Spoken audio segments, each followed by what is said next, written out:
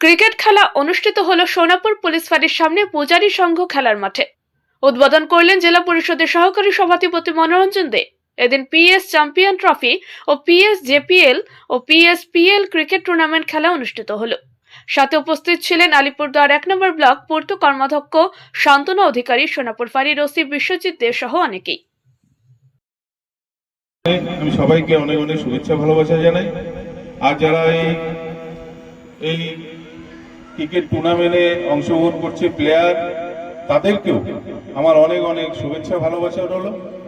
আমরা পূজারী সংঘ ক্লাব এত সুন্দর একটা মাঠের ব্যবস্থা করেছে, এটা প্লেয়ারদের জন্য যেমন ভালো, আর এই এলাকার যুব সমাজের জন্যও ভালো।